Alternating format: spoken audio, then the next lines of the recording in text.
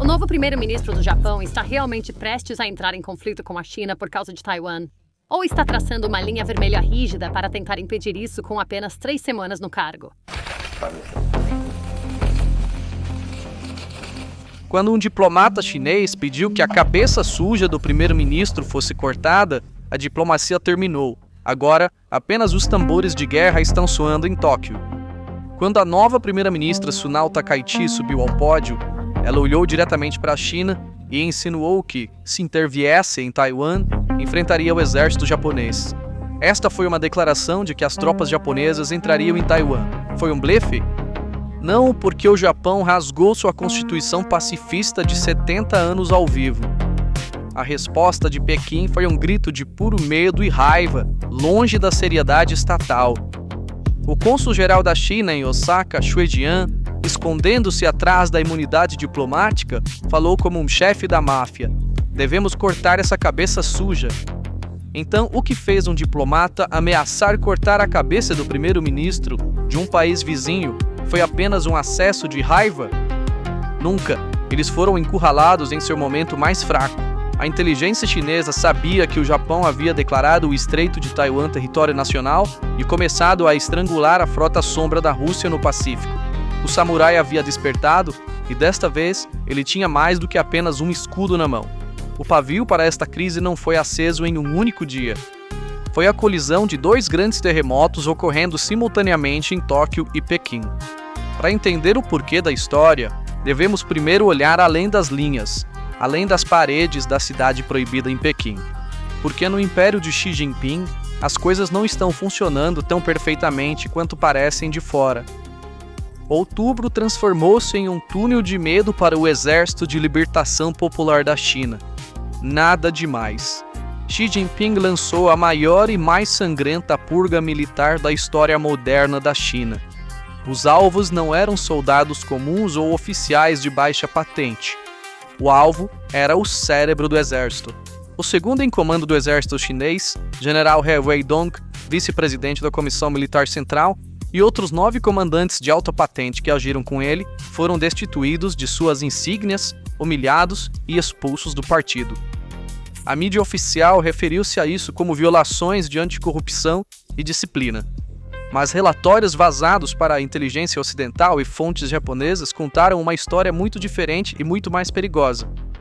Esses generais não foram expulsos por roubar dinheiro. Eles foram eliminados porque ousaram dizer não a portas fechadas ao plano acelerado de invasão de Taiwan de Xi Jinping.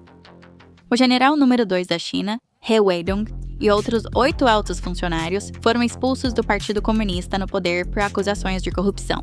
De acordo com informações vazadas para a mídia ocidental, o general Weidong e sua equipe apresentaram relatórios técnicos a Xi, afirmando: ainda não estamos prontos.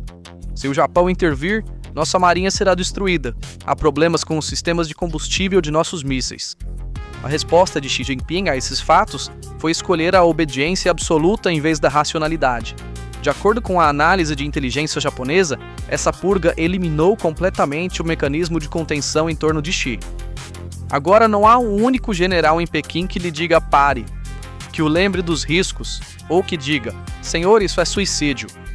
Um gabinete de guerra estava sendo formado e esse gabinete obedeceria ordens não com lógica militar, mas com cegueira ideológica.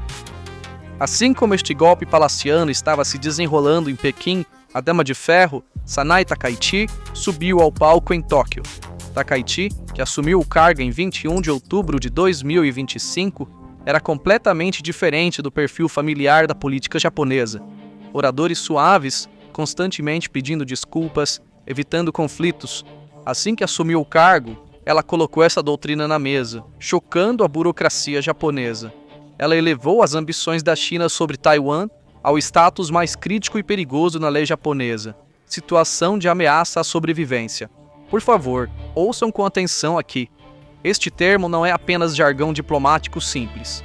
Este termo é a chave que libera as correntes das Forças de Autodefesa do Japão, ou JSDF. De acordo com a lei japonesa, se uma situação ameaçar a existência nacional do Japão, que a senhora Takaichi define como a queda de Taiwan, o Japão pode exercer seu direito de autodefesa coletiva. Em outras palavras, mesmo que nenhum tiro seja disparado contra o Japão, se seu aliado Taiwan for atacado, os militares japoneses podem entrar na guerra. Takaichi encerrou o período de 70 anos de ambiguidade estratégica de uma só vez ao afirmar: defender Taiwan e defender Tóquio. A resposta de Pequim veio na forma de ameaças de Wang Yi: você está brincando com fogo. Mas Takaichi não se concentrou apenas na China. Ele também mirou no outro jogador à mesa, a Rússia, o pequeno parceiro. O plano de jogo elaborado pelos estrategistas japoneses era engenhoso e tinha duas frentes. Contra a China, dissuasão militar. Contra a Rússia, estrangulamento econômico.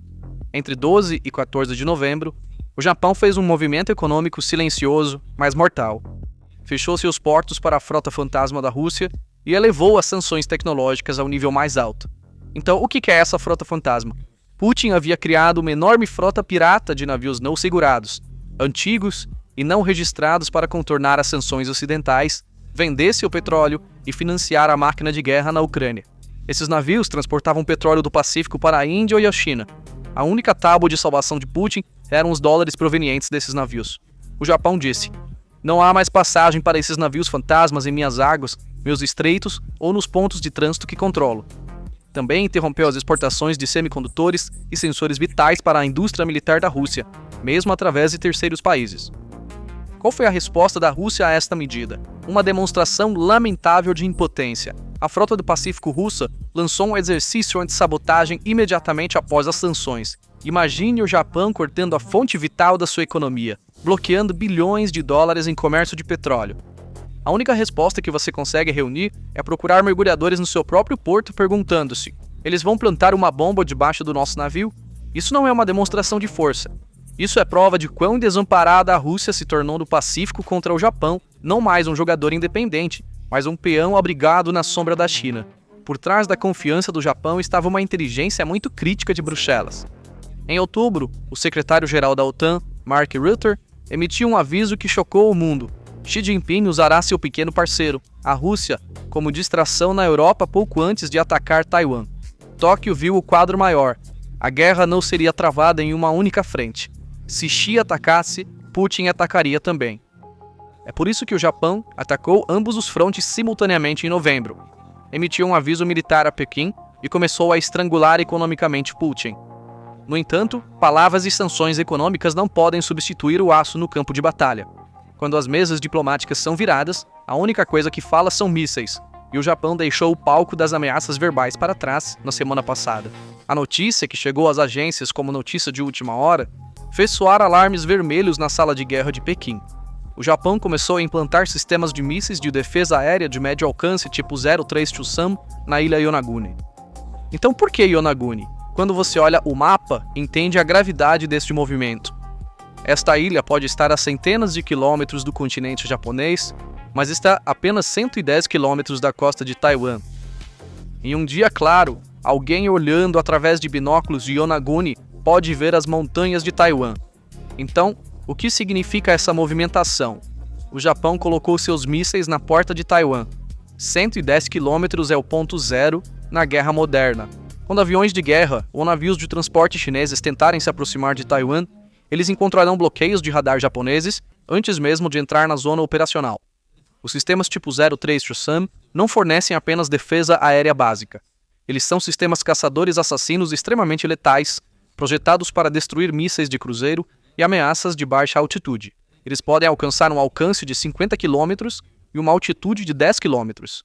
A mídia chinesa descreveu essa ação como extremamente perigosa e provocativa. Porta-vozes do Ministério das Relações Exteriores da China gritaram: o Japão está transformando a região em um barril de pólvora. Então, por que eles estão com tanto medo?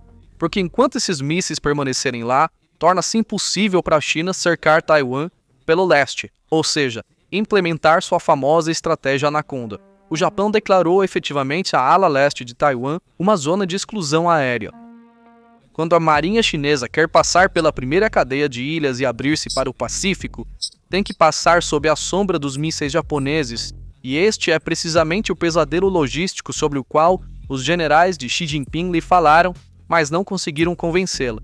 Mas os preparativos não se limitam a Yonaguni. Para 2025, o Japão aprovou um pacote de gastos recorde de 55 bilhões de dólares, ou 8 trilhões e 500 bilhões de ienes, com um aumento de 10% no seu orçamento de defesa. Este não é um simples aumento de orçamento. O país, que aderiu à regra de não exceder 1% do PIB por 40 anos, agora está investindo dinheiro em armas. O objetivo é alcançar o padrão da OTAN de 2% até 2027. O montante total a ser gasto no plano de 5 anos será de 273 bilhões de dólares, ou 43 trilhões de ienes. Então, o que eles estão comprando com essa quantia massiva de dinheiro? 3. O Japão acelerou a compra de 400 mísseis de cruzeiro Tomahawk dos Estados Unidos. Esses mísseis têm um alcance de 1.600 km. Isso significa que um míssil lançado de Tóquio ou de destroyers japoneses poderia atingir lançadores de mísseis, centros de comando e bases logísticas ao longo da costa da China. O Japão está agora adquirindo não apenas um escudo, mas também uma lança.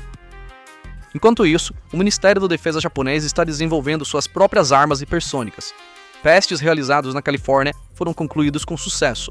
Mísseis com velocidades e manobrabilidade que os sistemas de defesa aérea da China não conseguem interceptar estão a caminho. A frota de submarinos está sendo silenciosamente modernizada. Em vez de mudar significativamente seus submarinos, o Japão está desenvolvendo mísseis de longo alcance que podem ser lançados de tubos de torpedo padrão. Isso significa que os submarinos japoneses se tornaram assassinos silenciosos nas profundezas do Pacífico. Junto com todos esses investimentos em hardware, o Japão também renovou seu poder intelectual. O Comando de Operações Conjuntas, estabelecido em março de 2025, reuniu o Exército, a Marinha, a Força Aérea, a Força Espacial e a Força Cibernética sob um único centro. A cadeia de comando, que costumava se perder nas engrenagens da burocracia, foi transformada em um sistema nervoso digital, operando com fluxo de dados em tempo real. As forças dos Estados Unidos também se adaptaram a isso, transformando seu quartel-general no Japão em um comando de combate. Durante anos, a China sonhou em romper a primeira cadeia de ilhas e abrir-se para o Pacífico. No entanto, com os mísseis que implantou em Yonaguni e esta nova estrutura militar, o Japão não apenas reparou essa cadeia, mas a transformou em uma parede de aço impenetrável, uma cerca elétrica. E esta preparação não é apenas contra a China no sul, também tem como alvo a Rússia no norte. A Rússia pensou que assustaria Tóquio ao implantar sistemas S-300V4 nas Ilhas Kurilas, que o Japão chama de territórios do norte. Mas em vez de se assustar, o Japão mudou de estratégia. Começou a usar seus F-35 e F-15 de forma agressiva, até disparando sinalizadores contra violações do espaço aéreo russo. A resposta dura a uma aeronave russa Il-38 em setembro de 2024 foi uma prévia disso.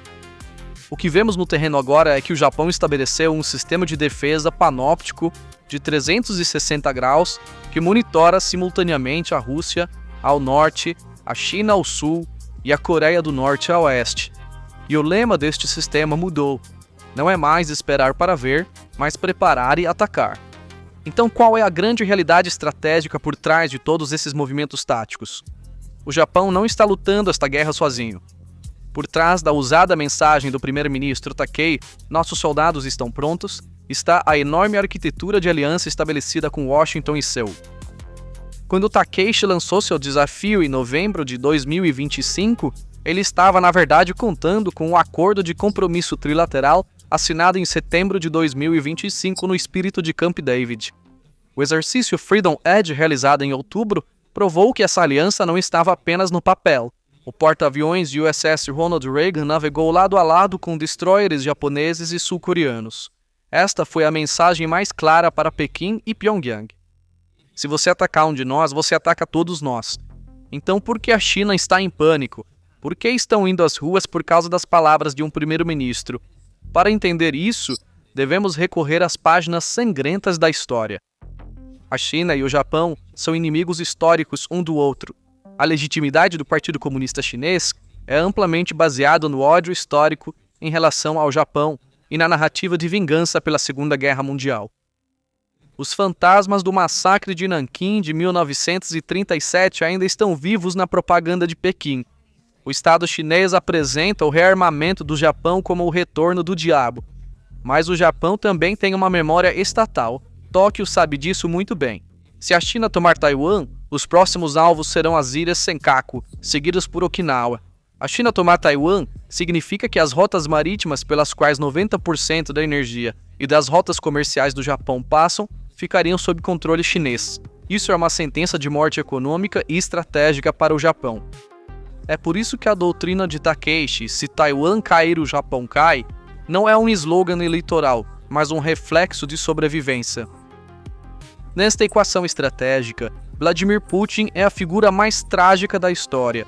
Putin pensou que tinha estabelecido uma amizade ilimitada com Xi Jinping, mas neste momento ele se encontra em uma armadilha terrível, uma aposta de amigo por causa das ambições de Xi Jinping por Taiwan. A OTAN levou a sério o aviso de Mark Rutte e em outubro conduziu o exercício nuclear Steadfast Num, enviando a Putin a mensagem: "Se você se mover, eu atacarei", na frente europeia. No leste, o Japão iniciou um bloqueio econômico declarando: "Estou cortando o combustível para a guerra". Putin agora está preso em um movimento de pinça. Ameaças militares do oeste, sufocamento econômico do leste, a China empurrou a Rússia como um peão para suas próprias ambições e o Japão fez sua jogada para tirar esse peão do jogo. Mesmo a atualização da doutrina nuclear da Rússia e suas ameaças não assustam Tóquio. Na verdade, o Japão está superando seu medo e quebrando tabus. Pela primeira vez desde a Segunda Guerra Mundial, legisladores e estrategistas japoneses estão discutindo o compartilhamento nuclear. O verdadeiro pesadelo que mantém o porta-voz chinês Lin Jian acordado, levando-o a dizer "estamos seriamente preocupados", é a implantação de armas nucleares dos Estados Unidos em solo japonês em uma crise ou o Japão criando seu próprio dissuasor. Como resultado, o próprio relatório de defesa do Japão, publicado em outubro, declarou as patrulhas conjuntas da China e da Rússia como a ameaça número 1 para o Japão. A administração Takeishi respondeu a essa ameaça não com uma nota diplomática, mas acumulando mísseis em Yonaguni. As palavras do embaixador dos Estados Unidos, George Glass, "a máscara caiu novamente. O papel de Pequim como bom vizinho acabou", são prova de que o Ocidente também apoia este novo Japão. Em resumo, novembro de 2025 entrará para os livros de história como o mês em que a ilusão de paz no Pacífico terminou. A China pensou que poderia intimidar o Japão, fazê-lo recuar ameaçando o primeiro-ministro Takeishi, reabrindo velhas feridas, organizando protestos e engajando-se em descortesia diplomática, mas estava errada. As ameaças uniram o povo japonês em vez de assustá-los. Elas também quebraram os últimos pontos de resistência que defendiam a Constituição pacifista. O Japão não é mais o país apologético dos anos 1990. O Japão não é mais apenas um gigante dócil produzindo tecnologia. Com suas baterias de mísseis em Yonaguni, o guarda-chuva nuclear americano por trás, e sua determinação em enviar tropas para Taiwan, o Japão é a nova e mais formidável potência militar da região. Xi Jinping, ao montar seu gabinete de guerra e expurgar seus generais que falaram a verdade, esperava que o Japão se ajoelhasse diante dele. Mas o que encontrou foi uma katana sacada da bainha, afiada e pronta para uso. Enquanto isso, Vladimir Putin está encurralado por golpes tanto do oeste quanto do leste como o perdedor deste grande jogo. A amizade ilimitada transformou-se em uma armadilha ilimitada para ele. O mundo mudou, o samurai despertou, e nas águas do Pacífico não é mais apenas o som das ondas, mas o trovão da tempestade que se aproxima que pode ser ouvido.